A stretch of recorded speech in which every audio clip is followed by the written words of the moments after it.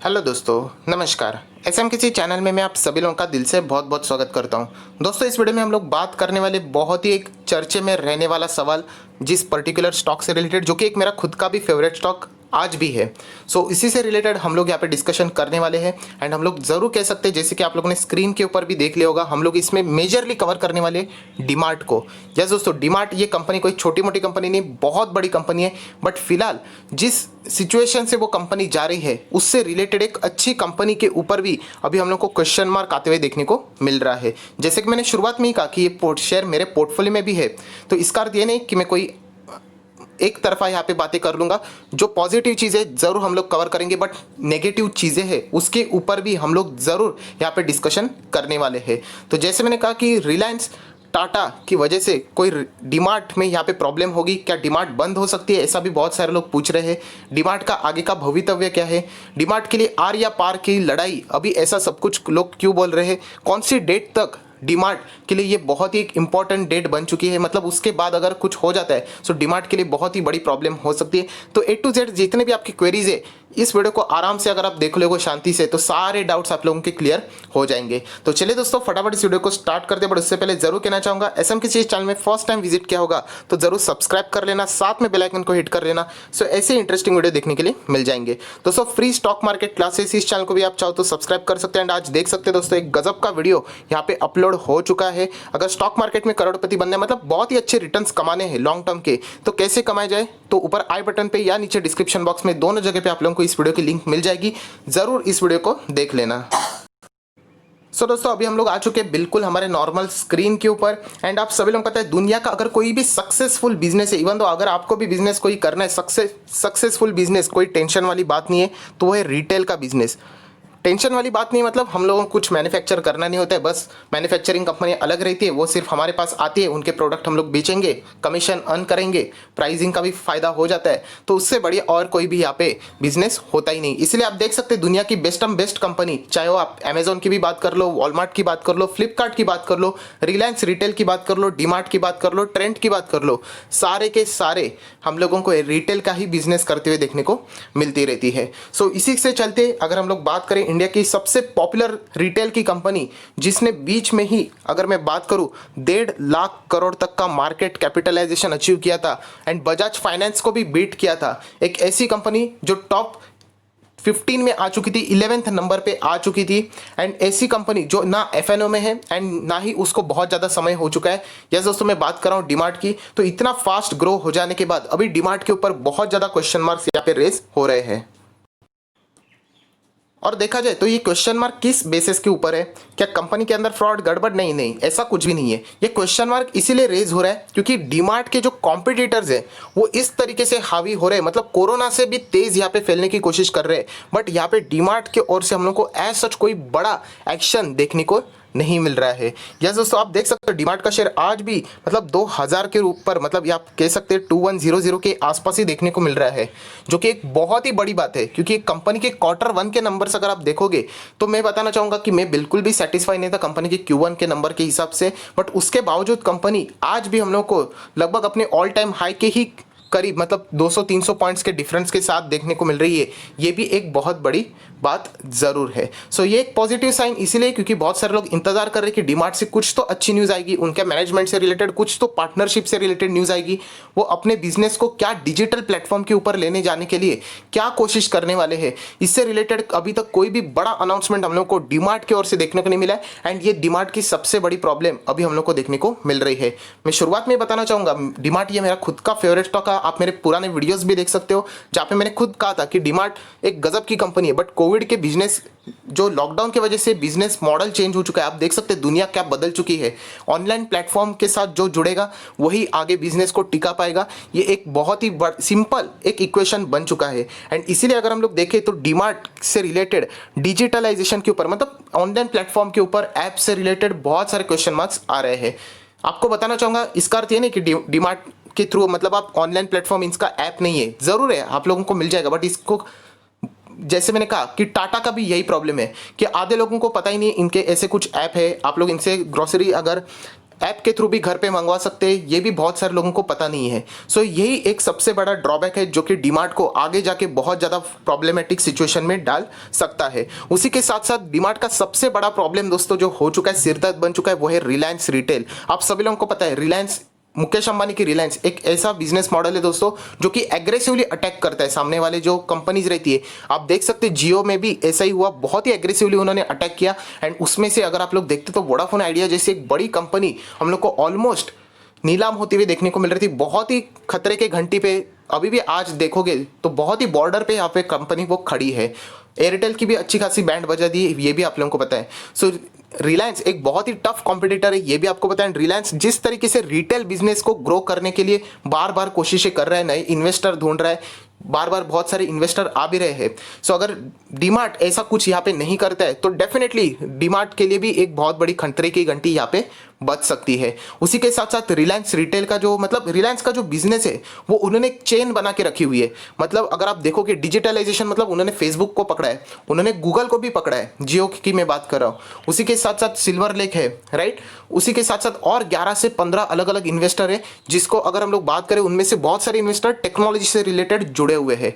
So overall ये chain का इस्तेमाल करके वो खुद के रिटेल बिजनेस को भी 10 से 15 गुना आराम से बढ़ा सकते हैं। एंड अगर हम लोग कॉम्पिटिटर की बात करें तो कॉम्पिटिटर इस लेवल पे अभी भी फास्ट काम यहाँ पे नहीं कर रहा है। सो इसी के चलते हम लोग कह सकते हैं कि डीमार्ट में अभी भी बहुत सारे लोग जो उम्मीदें रखे के बैठे हुए हैं वो अभी भी हम लोग को फुलफिल होते देखने को नहीं मिल रही है। उसी के साथ साथ रिलायंस को अगर किसी का सरदर्द है तो वो है टाटा का, क्योंकि टाटा ने यहाँ पे सुपर ऐप हम लोग लॉन्च करेंगे जैसा ये उन्होंने कहा था। एंड वो सुपर ऐप किसके थ्रू यहाँ पे पार्टनरशिप करने वाले बता रहे थे, इंटरेस्टेड इन्वेस्टर बता रहे थे, तो वॉलमार्ट। यस दोस्तों, अगर ये डील हो जाती है तो रिलायंस के जो रिटेल का बिजनेस में जो आग लगी हुई है वो आग की जो गर्माहट है वो थोड़ी कम हो सकती है।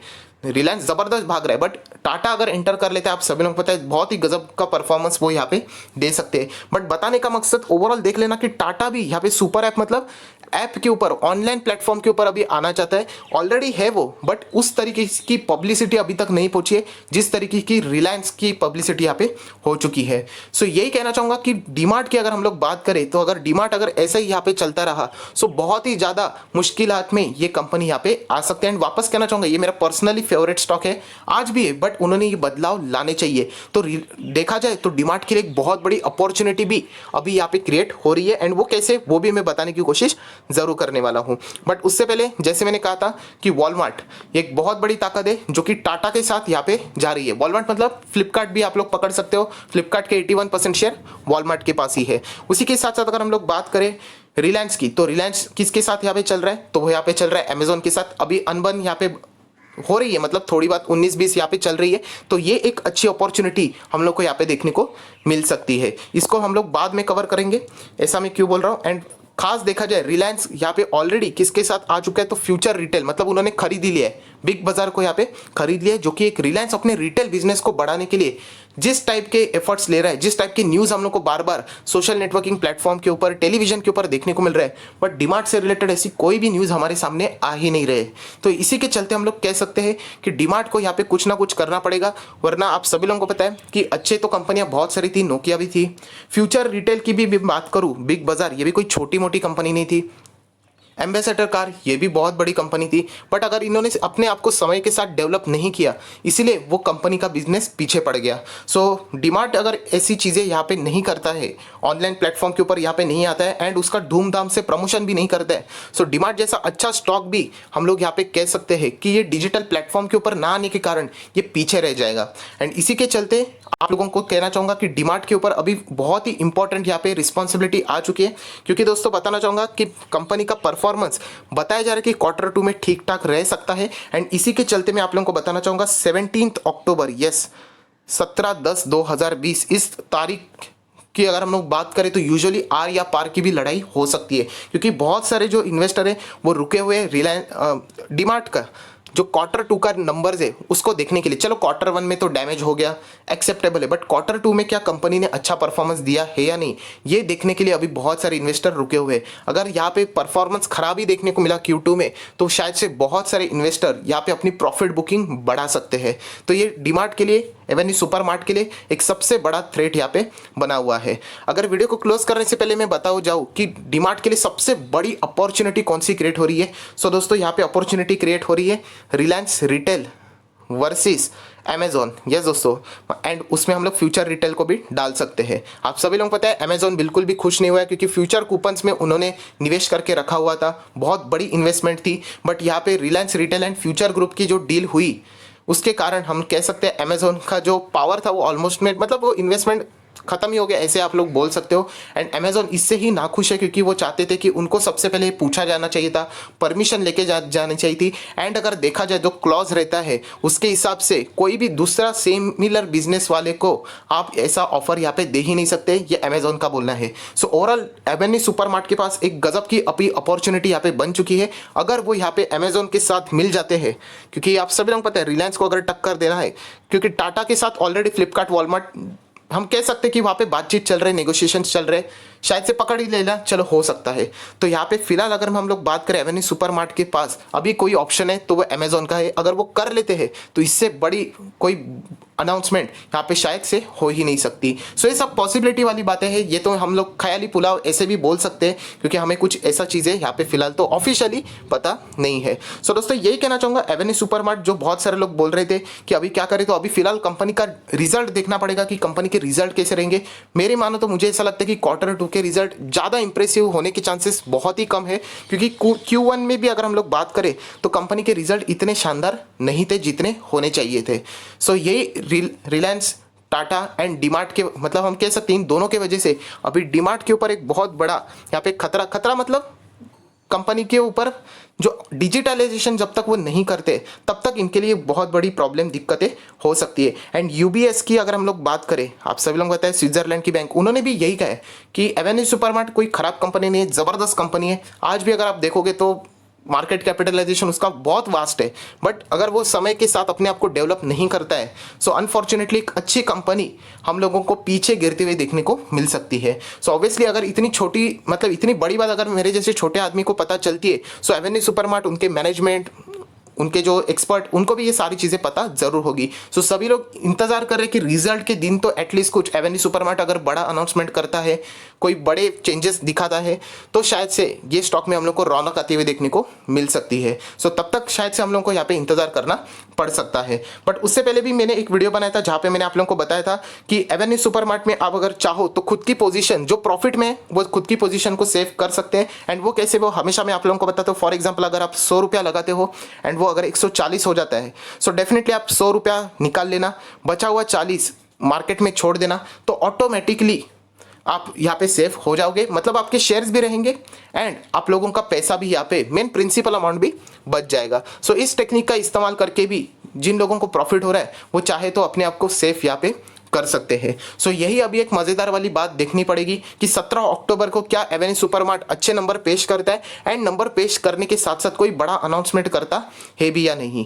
सो आयो आशा करता दोस्तों जो भी आप लोगों के डाउट थे वो सॉर्ट करने की यहाँ पे मैंने कोशिश की है। कंपनी खराब नहीं है बट कंपनी को खुद को यहाँ पे बदलना पड़ेगा, वरना यहाँ पे ये कंपनी अच्छी खासी कंपनी हम लोग को टफ कंपटीशन के कारण पीछे जाते हुए देखने को मिल सकती है। सो आय आशा करता है दोस्तों आपको वीडियो अच्छा लगे तो जरूर लाइक कर देना, दोस्तों के साथ शेयर कर देना तो उनको भी ये सारी बातें पता चल जाएगी। So that's it, thank you very much दोस्तों, we will be meeting my next video, तब तक के लिए बाय बाय।